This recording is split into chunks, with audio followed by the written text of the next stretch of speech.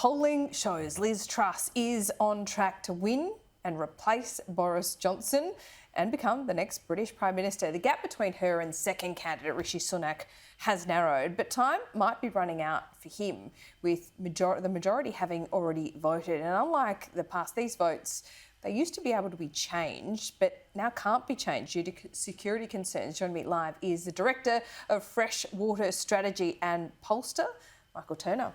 Good to see you. How you doing? First of all, I want to get to this rule quirk that has been changed. So in the intervening couple of months, when you're voting for a leader, the base is, this is a Conservative base, voting for a leader, they can vote at maybe, week 2, and then usually they can change their mind as the campaigning goes on and maybe change their vote at week 8 or whatever it is. But that has been changed. It's quite a quirk in the system. That's right. Thinking? Well, you might want to as well, because it's 6 weeks, 12 hustings, it's a long campaign, and they're going to find out a lot about these candidates over that period of time. Now, postal votes landed at the beginning of August, and traditionally you could change your original postal votes towards the end of that period, but this time not so, because they're concerned about hackers and potential interference. So that's changed the dynamic slightly, because it means that once you do send off your vote, that's locked in.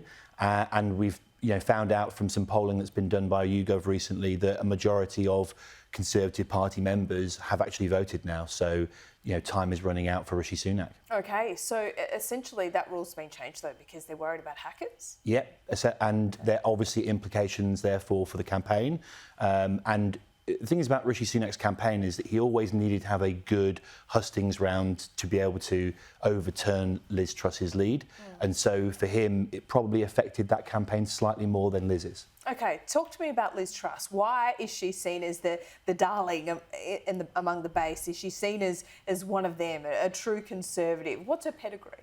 Yeah, well, actually, there's been a bit of a misdemeanour about Liz Truss in the sense that, she's always been the favourite candidate. She is very popular with members.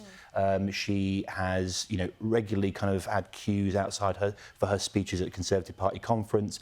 And in a way, that's because the rhetoric that comes from Liz Truss speaks to the base. She knew the audience that she needed to be able to win over in order to be able to secure this election win. And she was always speaking to that from the very beginning. That's free market orientated, small state, strong Conservative values, hawkish on foreign policy, and she's remained true to that. The problem for Rishi Sunak is that, as we're finding out now, is he's changing some of his policies, certainly some of the rhetoric that we saw at the beginning of the campaign, and that's hurting him. Well, no one has really been a better friend to Australia than Boris Johnson. Liz Truss as well. She did threaten to sit down our Trade Minister in a comfortable chair and, I think, pull the wool over his eyes.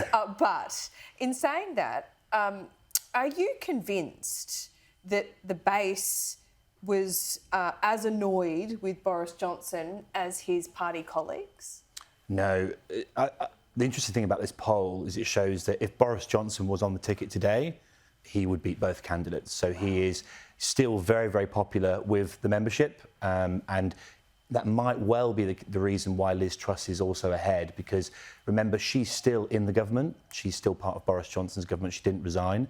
And she is almost the unofficial approved candidate for number 10, if you like, because she's not said that she would essentially kind of move off the agenda from the Boris Johnson government. So, I think members see Liz Truss as someone who will protect Boris Johnson's legacy. OK, so this is always difficult in any kind of contest where you've got to appeal to the base. Then all of a sudden you're the Prime Minister and you need to appeal to the masses. How does one do that? Well, I think you have to be true to your values. I think in the UK, you can be a pure Conservative and speak like Liz Truss does and win elections, because you don't necessarily need a majority of the vote to secure it. You can get away with 45% of the vote, and there are enough Conservative voters that are willing to be able to turn out for a Liz Truss type candidate. And actually, polling does show today that, based upon what voters know about Liz Truss, she would be beating the Labour Party, leading the Conservatives right now. What is going on with Keir Starmer? Because, he really pushed this Partygate thing. He turned this into a bit of a bubble story at Westminster and made it mainstream. But it doesn't seem like he's got any electoral advantage out of it yet? Or are we still so far from an election that it doesn't matter? I think we are very far from the election right now. So the polling that's coming out is indicative, but it certainly is not settled. The thing about Keir Starmer is he has not really had a great relationship with voters. He's seen as a bit of a wooden character, not able to communicate that clearly. So the opposite of Boris Johnson. Exactly.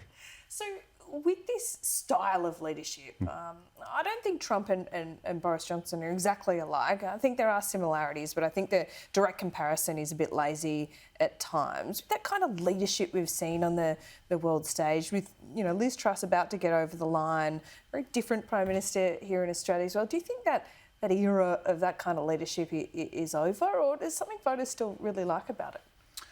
No, I don't think it is over at all. I actually think it is possibly the model kind of moving forward. I think communications are going to become more important because you're going to have to signal to new coalitions of voters the type of leader you are and what your values are. I think Boris Johnson has set a new standard that will be replicated. I just think that COVID has, let's say, tired out a lot of leaders or aged them a little bit quicker than we might have seen previously. Yeah, they had much more airtime than they usually would, I think. Mike Turner, great to talk to you. We'll speak soon. Thank you.